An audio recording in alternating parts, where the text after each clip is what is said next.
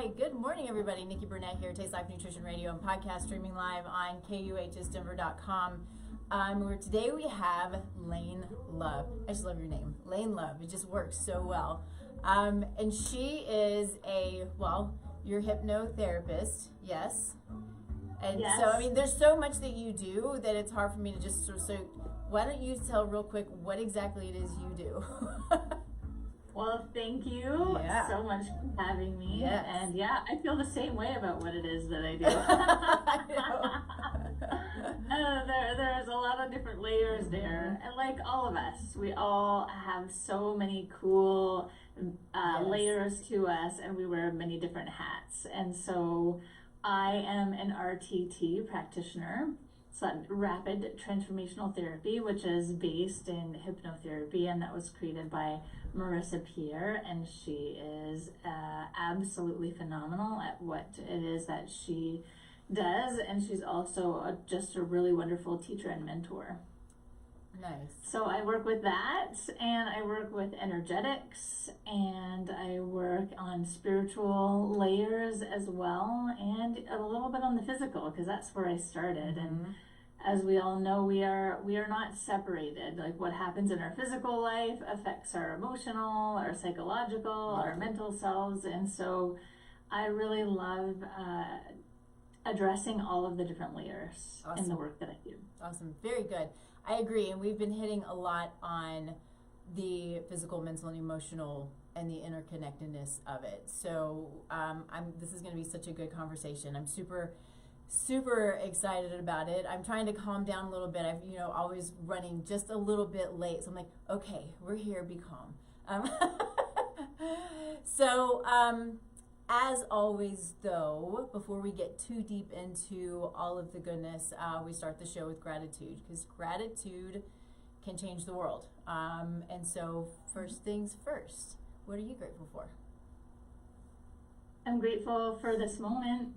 I'm grateful for this opportunity. I'm grateful for this beautiful day. I'm grateful for my son. I am grateful for my life. I mean, I could go on, and it is actually a skill, a practice that I continue to deepen, because I know we say it's important, but when you actually do it on the daily, it does, as we hear over and over again, it does transform your life. It does. It's so important. And sorry, excuse me. No matter what our situation is, we always have something to be grateful for. I fully believe that. Things can get really, really hard, and sometimes it can be hard to find that thing to have gratitude for, but as simple as, just when we were jumping on a few minutes ago, your comment was, "Oh, son, I love you." And that I feel the same way every time that the sun is out. You look outside, the sky is blue, and the sun is warm, even when it's cold outside, and it makes me really happy, gives me the best warm feeling. So I agree. There are so many good things to be grateful for. I think I'm grateful for good friends. We're going to get to go for the weekend to see some friends of ours who is turning 40. Our friend is turning 40. And so grateful to have good friends and good people. We're going to go see them and hang out with them for the weekend. And I'm grateful for this place that we're in. I hit on this a little bit last week, but I think that we're in a situation now where we're prayerfully about to start seeing some big changes in our healthcare system, and I'm excited to see where that's going to go and what's going to happen, because there are big changes that need to happen. So I'm excited about that. So I'm grateful for where we are.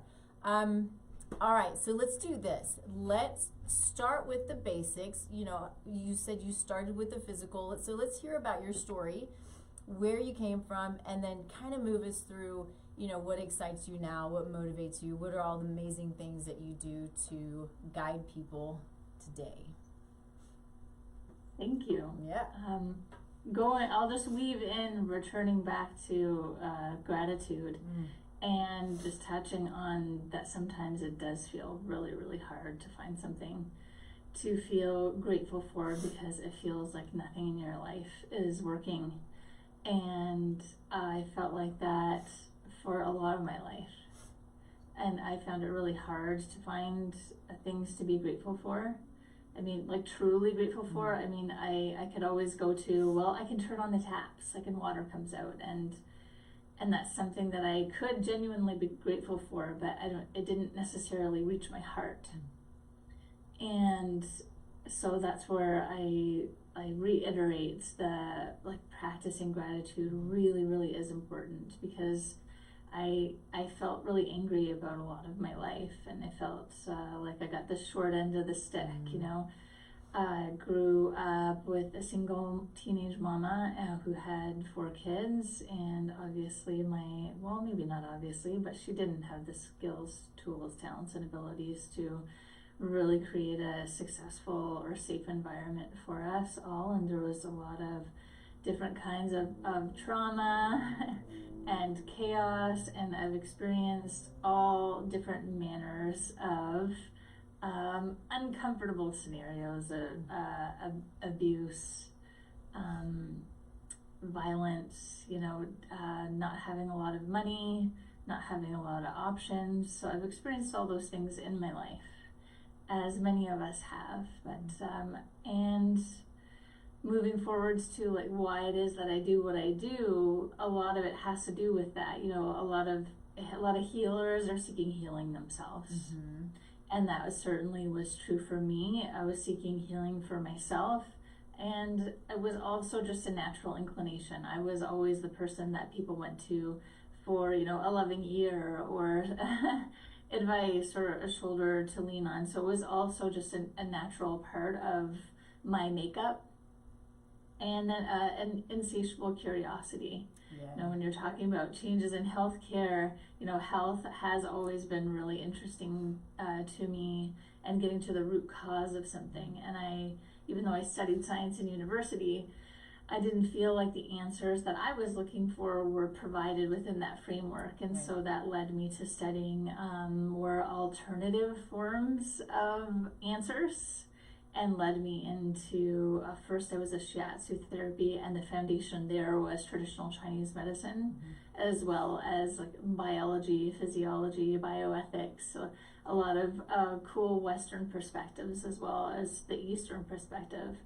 And the more that I learned about that, on top of having lived in Taiwan by this point, and being introduced to traditional Chinese medicine from an experiential standpoint, I was really, really curious as to the many thousands of years old wisdom tradition that they were sharing, and how fascinating it was that they differentiated so many different symptoms, and had a lot of different kind of questions, and a lot of different kind of outcomes than we have in allopathic perspectives.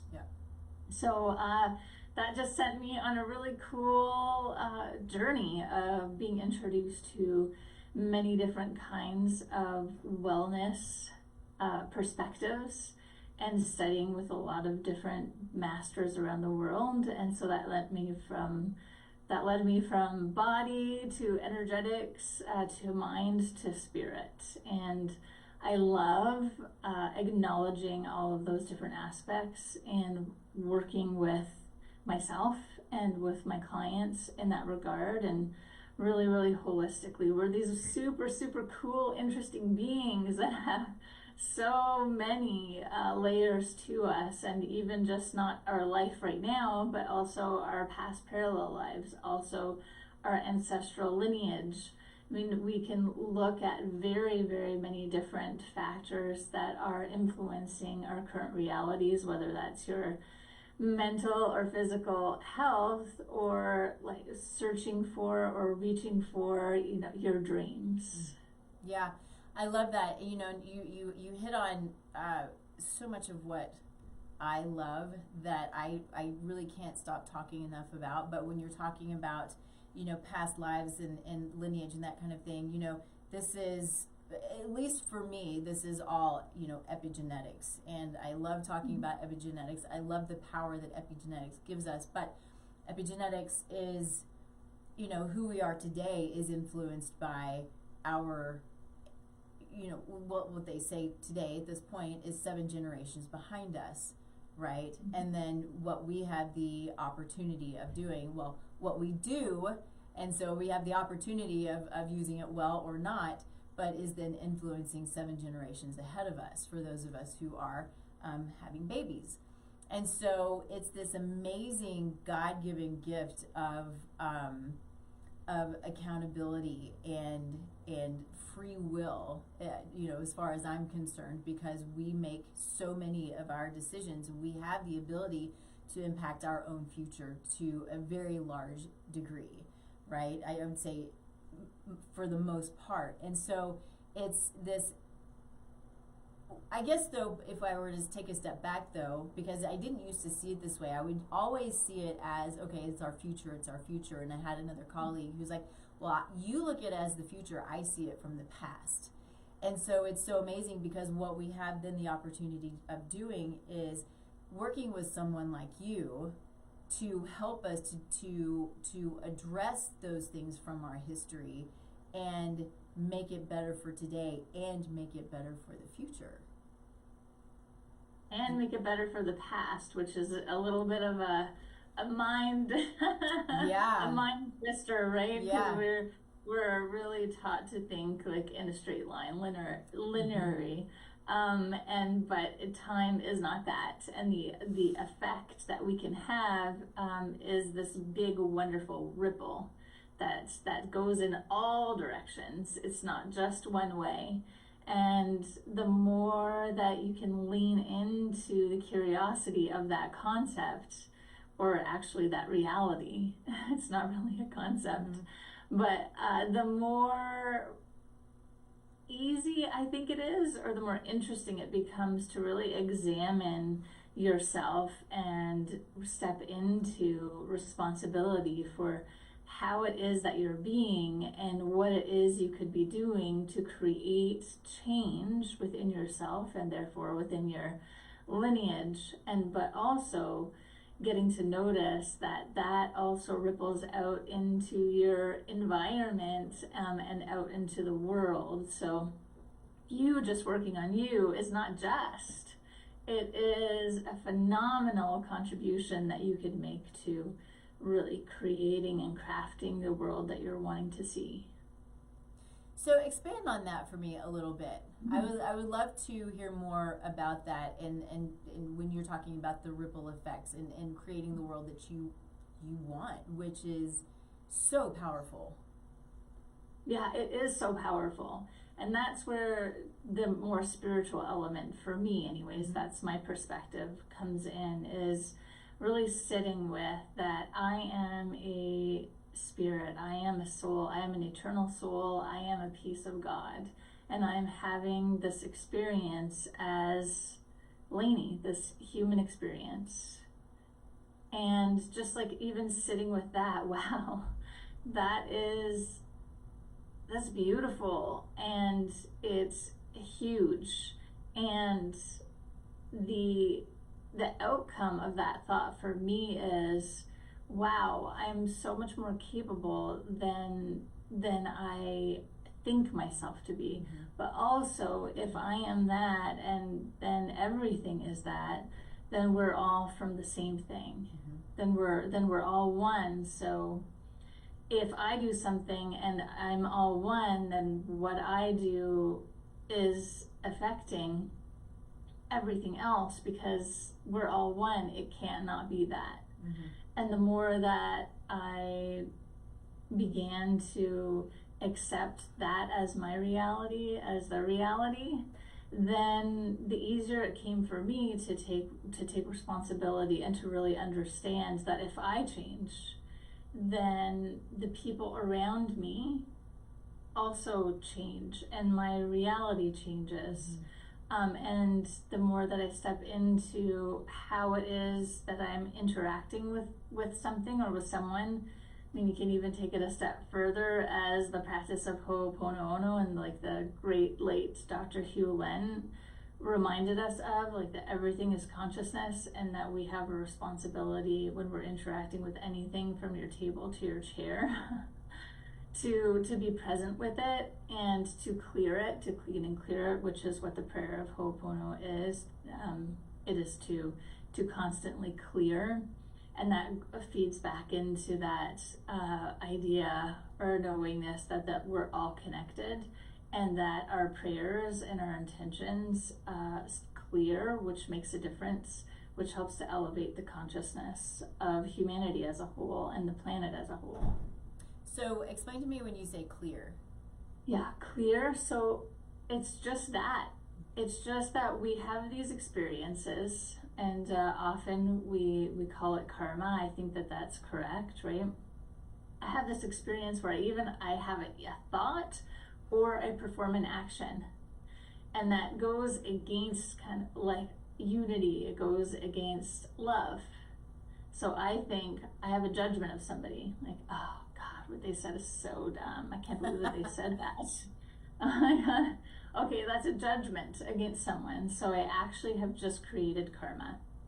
So I've created now an energetic experience, a spiritual experience that I have to clear, because I've just gone against love. I've put a barrier in between me and love and unity. Mm-hmm. And so now I have to go in there. Well, I don't have to, but I choose to. Mm-hmm. And forgive myself. So that's the prayer of Ho'oponopono, where it's really a wonderful, simple tool for being able to do that. Thank you to myself for noticing that I have just been in judgment. Mm-hmm. Please forgive me. So that's like me, I forgive myself. Thank you, and I love you. Or you could even just say, I love you. Mm-hmm. And that returns you back to that space of love, and that clears that karma that you've just created. So we can do that with anything and everything. I love that you use the example of judgment, because I think it's one of those things that is it's almost, I feel like a lot of us today sit in this place of judgment and don't even realize that that's what we're doing. It's been a practice of mine, everything that we do as a practice is really try to step out of that, and I control myself, and everybody does their thing, and and trying not to be judgy. There was a book, and it's a personality type that is called Judgy. I can't remember what it was right now, but anyway, my sweet husband, I'm always like, judgy. Come on, judgy. And so it is, and there are a lot of things that I do that are not perfect, right? So that's just one of those things that I really try to work on. It's not my place to judge. And when I do, I think I usually am aware of that and try to step back and step away from it, and for me, it's, asking for forgiveness. Yes, I forgive myself, and I talking to God and talking to Christ and saying, okay, I thank you for pointing this out for me, and I see it, and let's move on from it. But I think it is important to have that awareness around what our actions can do out beyond us because of our energetics, but then also what it can do to us. So if we're holding on to these things, that is going to create huge problems. And I think, it then will become the physical, right? It becomes, we hold on to things, and it becomes the physical ailments very often that we see. And, for me, I work with the physical every day, day in and day out. And if I don't ask the questions about where they are today mentally, emotionally, where they were, in their past mentally and emotionally, my work a lot of times can't be done, because the mental and emotional, the things that we hold on to aren't addressed, so the nervous system just remains out of whack. So it just makes it hard. Yeah, it really does. And that's a great place to even sit with all of these different concepts that we've been talking about like past lives, about where we are in our habits, and being in judgment. Okay, is that actually a personality type? Or is that a a habit, and how far along my lineage has that been passed down, and where's the opportunity for me to sit with this karma and to clear it, and then what's the effect that it has on my life directly, whether that is physically, emotionally, spiritually, mentally, and then what effect does that have on my relationship. So even just with that one like really simple thing, we could actually start to see, when we look at the parts of being in that practice, in that behavior, then we can see all the different areas in which it affects our lives, and then we can move into like relationship. Well, if I'm in judgment of you, then how does that affect my relationship? And then what does that do? And that can escalate to violence. It can escalate to, dissolving really important relationships, because we're sitting in a pattern of disruption of judgment. So it's really, I love getting to really like deep dive into those ideas and unpack them so we can start to unwind them. And the more that you are aware of what those things are, then the less power they have over you, and the more change that you can start to create in your life. Yeah. So I'm assuming that this is what you're doing with your clients, right? You're helping them to unpack their junk. Yeah, we all have it, right? Oh yeah, we all have it. I was my first client. Like, right. Oh, where is my stuff? Oh my God, there's like 100 layers to this one. I thought I was done with this one already. But, and that'll come up for you. Sometimes if it's an ancestral pattern, there can be layer upon layer upon layer to go in and start to like unpack what those things are. And some things can be really, really quick to clear. So how do you do that? We talk. There are different modalities in how people can help others, go in and clear and figure out, what the layers are and how to unwind the layers and address them and let them go, right? So what is it? I assume you have several things that you do, would be my guess. Yeah, a lot of different tools, and just to like celebrate all of those amazing modalities out there. The great news is that everything does work. It's just making sure that you're using the right thing at the right time, or more often than not, we need more than one thing, because things do, memories, habits, patterns get stuck in us physically. They get stuck in us energetically. And they get stuck within our emotions, but that also feeds into that energetic aspect of us as well. So there are a lot of different layers, and that's why all the things work, which is so amazing. And sometimes it's best to go at it from a physical perspective first, because we're not quite emotionally ready to dive into the big emotions that are associated with that. And that being said, you don't necessarily have to revisit really traumatic incidences to be able to clear what the emotions are. So really it does depend on like a case-to-case, person-to-person basis. So the most important thing to do for anybody that you can do on your own every day, all the time, is just pay attention.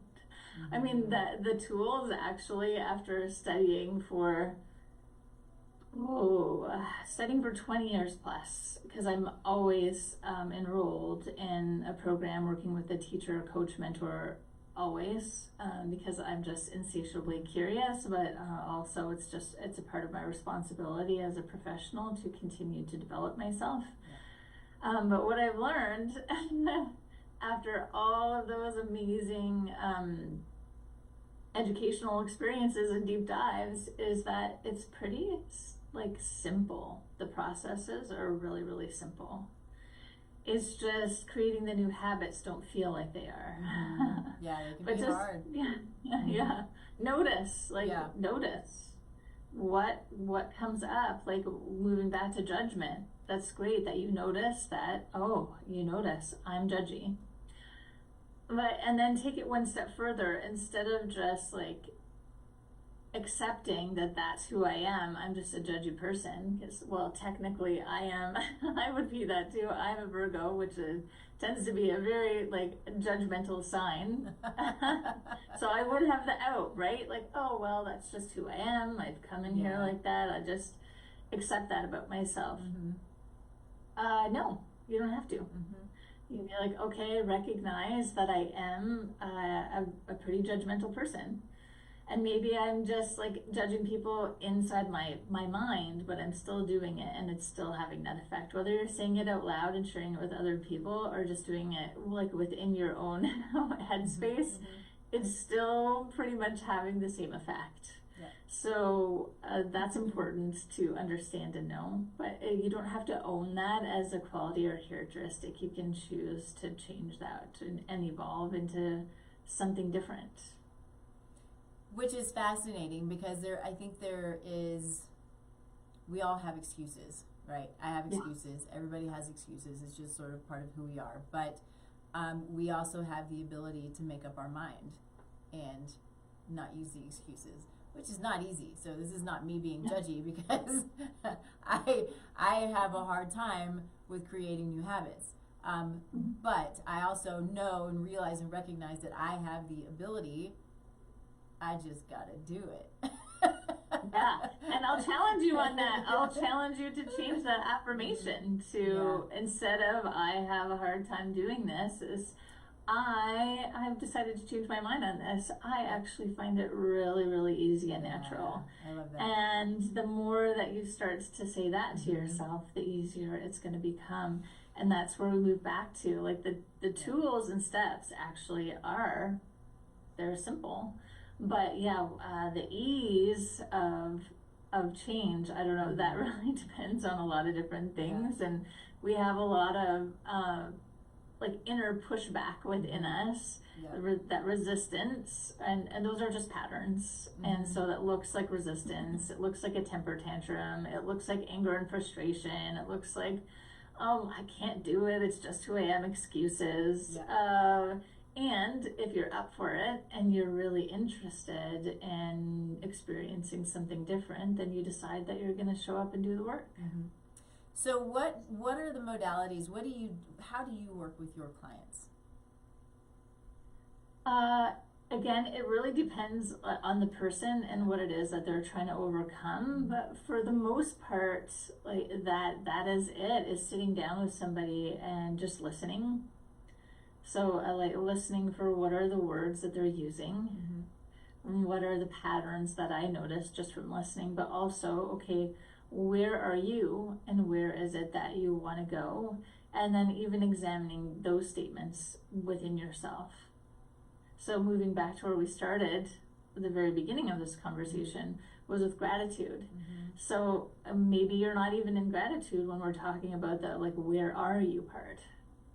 So we examine where are you and where you want to go. And then most people, where they want to go is, again, a part of like a pattern or an installed belief as to what it is that they think is possible instead of actually what they really want. That can be a hard one to, I think, unwind and really dig into. I find that a lot is having a hard time really understanding what it is that you need or want. I'm not really sure what I'm saying. I know that I have been asked these questions and I'm like, I don't really know. And it's sometimes hard to figure out what it is that you need or you want. You just know that you need to move here, but you don't know how to do it. Does that make sense, sort of? Yes, that's it. That's exactly a lot of the big challenge for a lot of people. And that's where we're stuck in our minds because, well, there was the differentiation between like need and want. And your dream isn't necessarily something that you need, but it's also something that you can't live without. So it just depends on like what words you're using and what words we have accepted as like these are the words that we use. So it's like you should or you need or you want. And those aren't actually the most helpful words. It's you're here with something written on your heart. You're here with a mission, you're here with a purpose, you're here with desires, you're here to contribute something that only you can do. And that comes from you stepping into and allowing yourself to really dream really big. Like, what is that? Like, what is that without the constraints of what my parents said was acceptable, within what my country says is possible, within what my religion says that I can or can't do, without all of those constraints. If you're just you, what is it that you want? Like, I want to ride a purple dinosaur across the sky. Like, that is what I want. If I just sit with what I am, that's actually the first thing that comes out of my mouth. Amazing. Let's just start to explore, like, what are the things that starts to come out of your mouth? What are the images that start to form in your mind? What are the feelings or sensations that start to come up? Because those are just all clues as to which direction that your heart, that your soul is wanting to lead you in, so that you can get to where you want to go. So you don't always, so that feeling of emptiness, or that feeling of, but like, this can't be it, I was meant for more, you can start to like fill that space, because that's the you coming here to be you. Mm-hmm. I love that. You know, when from my perspective, and I'm talking more physical perspective, right, is, you know, I always say, and I say it on the show all the time, but it's true that when we don't feel great, then we have a hard time being who we're supposed to be. When we don't feel good, when we have symptoms, or we are sick, we have, you know, I think, and I know that, just like you said, we all have things that we're supposed to do in this life, and things that only each of us has the ability to do and are put here to do. And so what does that look like? But then what I see all the time, especially as of late, just this really, really complex type of chronic situation that just sort of stops you in your tracks, right? Mm-hmm. And it's a hard thing to then want to say, okay, I have all these big things to do, but I can't even do it. I can hardly walk, let alone go do these big things. And so it's you know, whereas I come in from the physical aspect, okay, let's see how much we can get done, because what we need to do is get you to a place where you can go fly, right? Go ride that purple dragon, right? And what I love too, though, is, or what, not what I love, but what I always am trying to make clear to people is, because we are not one-dimensional, and because we, you know, there's so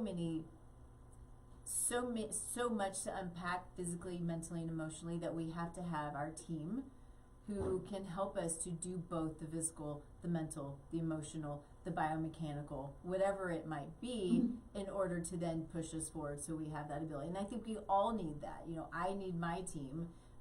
You need your team. You have your mentors and your people, and we're all moving toward that, but we've got to find those people who we trust, who we know are there to guide us and to help us, because we can't do it on our own. I don't think any of us can do all the things that we want to do on our own.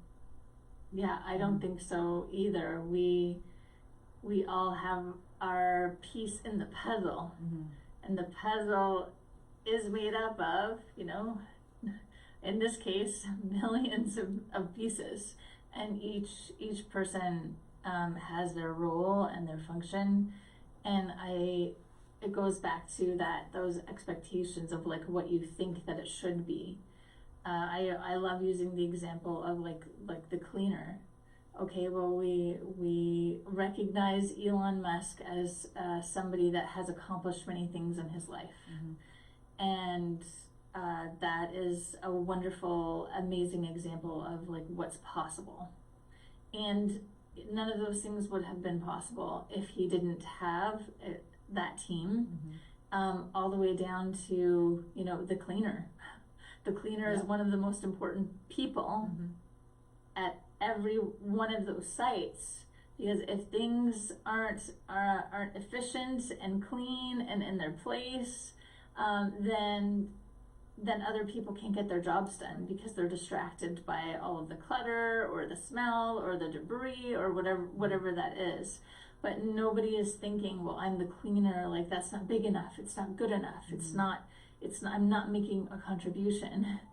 And so part of that, like uncovering the truth of who you are and the contribution that you're here to make, like your bigger mission. Not everybody's here to be Elon Musk, right? But Elon Musk can't be Elon Musk without all of those people creating and making up his team. So it doesn't matter who you are, your mission is so important. It doesn't matter what you think of your role, it's so important. So it's re-examining and redefining what those roles are.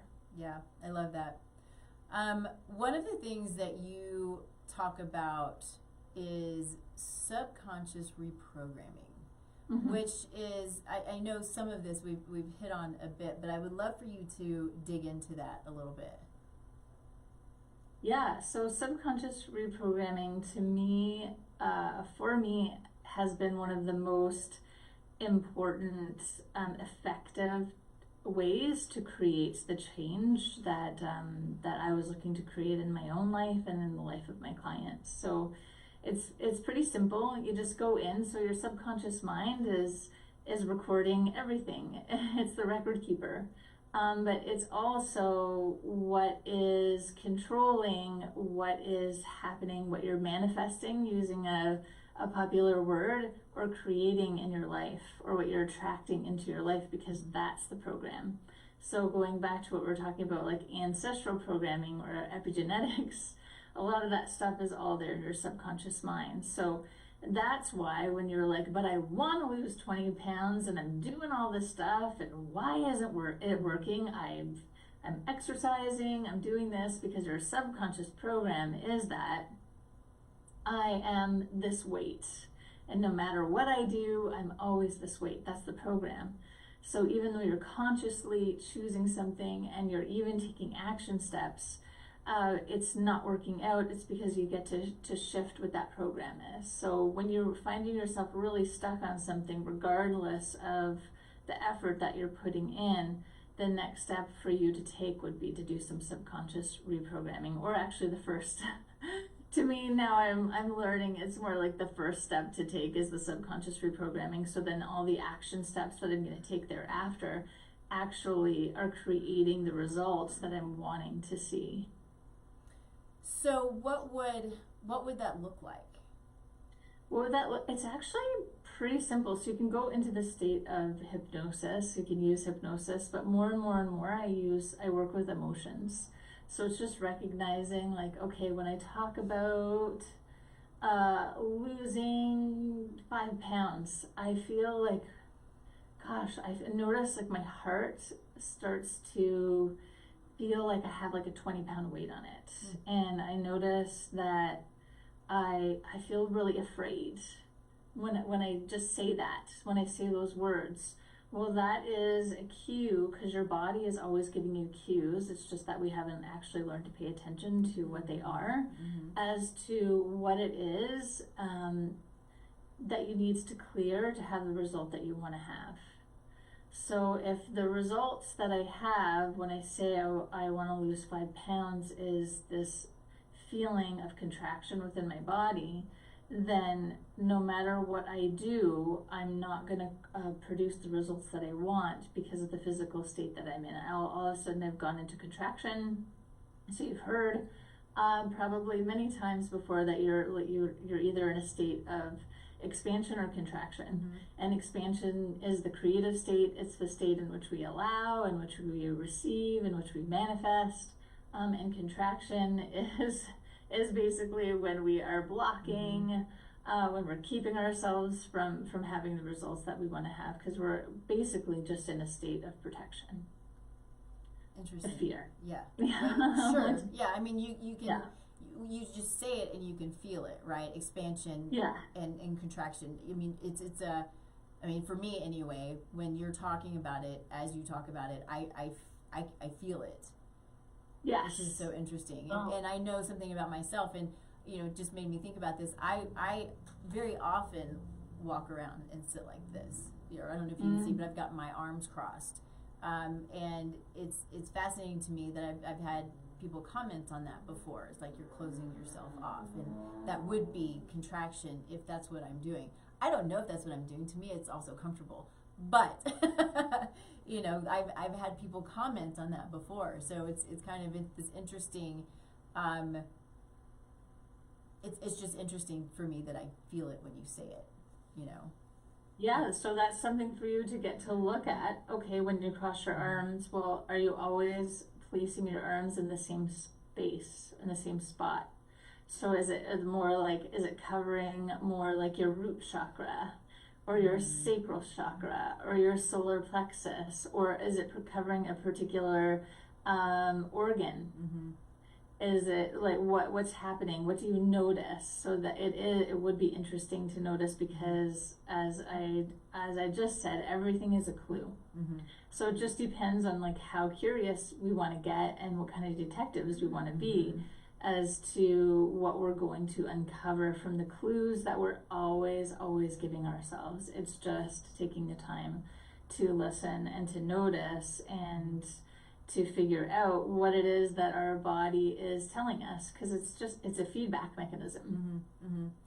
Yeah, again, you know, we're so to speak the same language, just sort of, you know, I always am trying to help people understand, you know, especially when I'm working with the super chronic and complicated, is that your symptoms are there for a reason.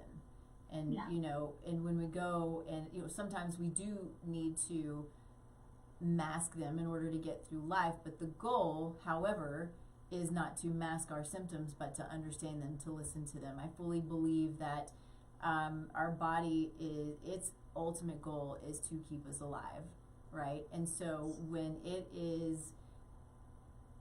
we learn how to speak its language, right? So interesting that we're living in this body, and so often we don't know what it's talking about. It's so fascinating to me, right? Like, this is my body. Why don't I understand it? And I get that a lot. It's the why does food hate me? Why does my body hate me? Why am I always fighting my body? When if we take it back and hopefully there's that sun. The sun's got you. Yeah, I know. But, you know, if we can, as hard as it might be, go in and appreciate our body for keeping us alive, and then say, okay, what is it that all of this junk that's going on that my body is doing, what is it that I can do to support it so it doesn't have to work so hard to keep me alive? Because that's really what's happening, is it is fighting and struggling to keep you breathing and here and doing what you're supposed to do. And it is learning to speak its language, learning to understand what it's trying to tell us. Well, that's the stuff that we should be learning in school, right? Yeah, no kidding. How do our bodies actually work? And what are they trying to tell us? What's the language of the body? And not all this math business, unless that's what's written on your heart, because math is the language of the universe, and it's really important. But yes, I think understanding our physical vessels is paramount importance, actually. So yeah, totally agree. Another thing that you talk about, which is very cool, is integrating challenges. Yeah, I love, I have a whole new attitude around challenges and obstacles. It's like, yes, awesome. This has come up. Mm-hmm. That has become, now it's not always the initial reaction. Yes. But it quickly becomes like that, oh, this is amazing. Now this is the next thing that I'm having to work on, because this was a shadow. This was something that held a lot of power over me. And now it's come up, because typically my response to this was to think of it as a challenge, or to shrink, or to be afraid. And now that it's coming up again, I have this new opportunity to meet it and say, no, not this time. I'm going to meet you, and I am going to clear whatever this stagnation is, this fear within myself. And so a great way to do that, because we have these challenges every day, at least I do. I do. I come up against something every day, is just to, just start to do that. If you just started to do that in the challenges that you're meeting, so somebody cuts you off in traffic, or you get an unexpected bill, or I don't know, you get served papers, or like all these things that we find really, really scary. Or you're confronted by somebody that you've been trying to avoid. Like, you just start to say, yes, this is an opportunity. This is an opportunity for me to meet something that I have been avoiding or afraid of. Because if you say that to yourself, you'll notice that likely your response is, yeah, I have. If I'm really being honest with myself, I have been trying to avoid having this experience. And now if I meet it with that, even just knowing that I've been trying to avoid it, all of a sudden I feel a little bit different about it.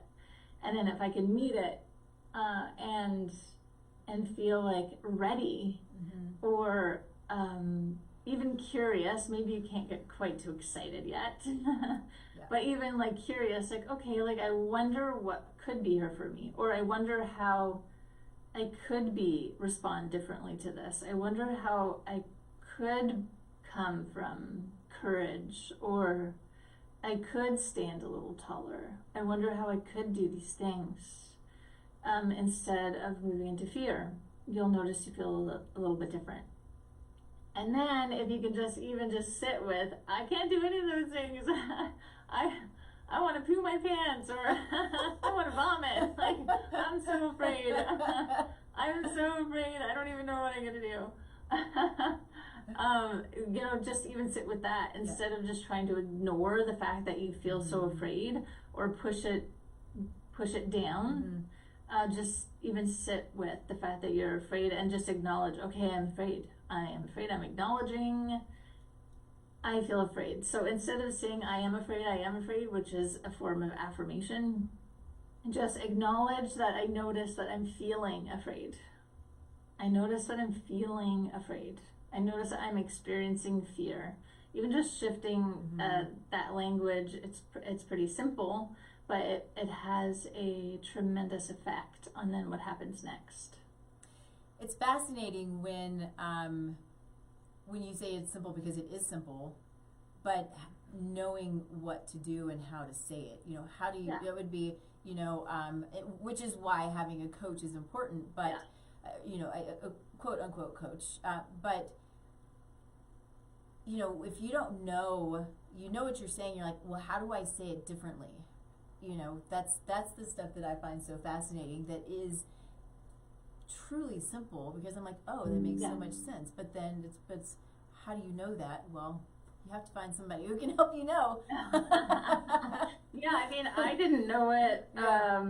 All this information is out there. That's a great thing about living in the age of information, right? It's all out there. You can have access to all of it. It's just we work with our teachers, mentors, coaches, therapists, whoever it is that we're choosing to work with, because they have, at least from my perspective, I like to work with people who have the experiential knowledge, so not just the information, but they have lived it, and they have practiced it and tried and true, and then offer different perspectives or possibilities for how to work through something. Like for me, that was just something that I noticed within myself. Oh, wait a minute. I am statements, those are affirmations. Oh, when I say I am, I notice actually I feel different in my body. If I say I am experiencing fear right now, I feel like it sits with me a little bit more. But if I just say, oh, I notice I'm having the feelings of fear, it doesn't feel as heavy when I say that, rather than when I say I am having fear right now. I am feeling fear right now.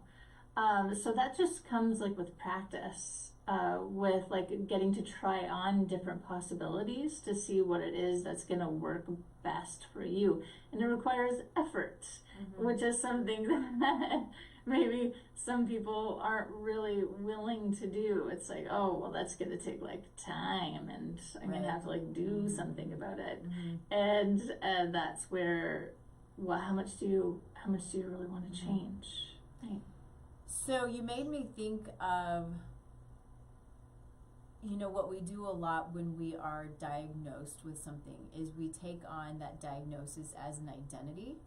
And it, when you just, to me, it's kind of similar, and tell me if I'm way off base here, but when I say I am fearful, or I am this diagnosis, it is continuing that affirmation, whereas if it's, see, now I don't even know how to say it, but I feel the experience of fear, right? Yeah. Or I feel the experience of this condition, right? Am I saying it right? See, it's hard for me to. Yeah, well, first of all, there isn't a right. Like, there isn't a right. So we can let ourselves off the hook right there. There isn't like a right or a wrong, because everybody's different. It's what feels right within you, with that resonance within yourself. But yes, I love that you brought that up, because that is so important. If you don't want to have it in your life, don't identify as it or with it. I am having the experience of this, not I am this, not I have it, because you will have it. And I know it feels like such a silly thing. I know when I first heard that, I was like, whatever. That's so dumb.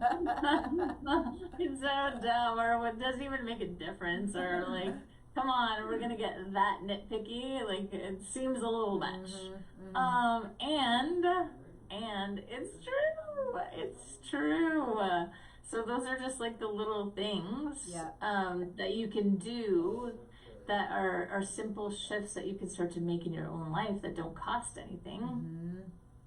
And those are like the hard things to do. That's the stuff that nobody can do for you. Like, I can't do any of this work for my clients. I can coach you, I can guide you, I can give you suggestions. But at the end of the day, you have to do all of the work, and it's a day-to-day, moment-to-moment practice, as in, like, you just noticed, like, oh, wait a minute, I can bring this to a diagnosis. Absolutely, please do bring it towards a diagnosis, because you are not that. You are having the experience of that. And now I choose to experience something else. And so then you begin to focus on having a different experience. I choose to experience perfect health. I've had this experience, and now I'm choosing to move into perfect health. I am claiming perfect health, and knowing that the power of your voice and the power of your choice, once you actually really begin to understand the power that lies there within, wow, it really is a game changer. I love that. I think I would really like for you to kind of walk through one of your favorite clients, and what that looks like.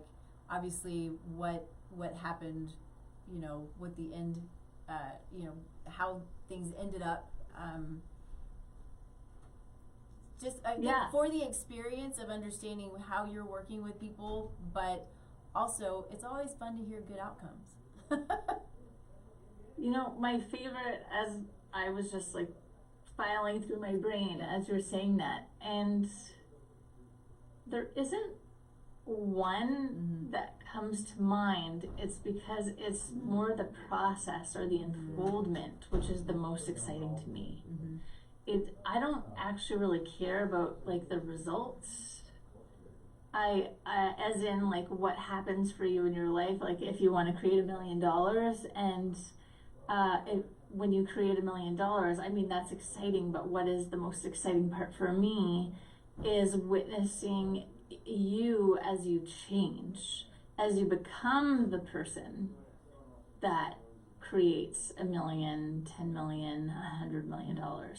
That's the exciting part for me, is watching as you become that, not as you receive the result. Yeah. I think it's important to, well, I don't know. I think that the best part of that, when you reach that goal, because they're always going to be, you're like, okay, I'm here, now what, right? There's always going to be the more. But I think say, if I were your client, the experience of going through that and being able to look back, because I think that this is my favorite thing, one of my favorite things about life anyway, because life is not easy, but being able to look back and say, now I get it, right? Now I understand the why behind it. Now I know what the journey at least was up until this point, and why it was difficult, and how I have grown and changed and become a better person, the person who I'm supposed to become through all of the junk, because that's what it does. You know, the junk creates the character, the growth, the opportunity, all of these things that life brings to us once we get through it. And there's always going to be more. So kind of like what you said is, you know, what's the next challenge? Because there's always going to be challenges that are then going to push you into being this person that you are supposed to be, right? Yeah, and that's the cool thing, is in watching people along the journey, what used to floor them or stop them or stump them, as we continue to work together and they start to live the practices and integrate the practices that they're learning within their day-to-day life, and they just become that, and all we get to is celebrating. Wow, did you notice that this is who you are now? Did you notice this is how you reacted? Did you notice this is what you created? And noticing and witnessing their evolution is the best part. It's the best part. Yeah, I totally agree. My favorite thing when I'm working with clients is the light bulb moments, the aha moments. It's the holy smokes, now I'm getting it, or the holy smokes, I can look back and see where I was and now I see where I am now. And it's really just the most fun to watch that growth. It's, you know, it's amazing. It is amazing, because that's my job, is to make myself obsolete. So I'm a parent to all the people. Yes. You know? Yes. It's go out and be on your own, and use the tools on a daily basis in your own life, and share them with other people too. Yeah. So it's so true. I keep kind of going back to, you know, my experiences with clients and patients, but it really is, you know, and I tell them this from the beginning, this is my goal for you, is to take everything that you learn about you, about your body, about everything that is around whatever it is that we're working on. You're going to take it for the rest of your life. This is not for today. This is not for tomorrow. This is for the rest of your life. And the impacts that it will have on those around you, whether it's your family, your children, your future children, it's big. It's really big. And I know I so get when people are just really caught up in I feel so bad and I have so much going on and this is just where I am right now. But knowing that we can move out of this. It might take some time and some baby steps, but we can move out of it. It's really beautiful.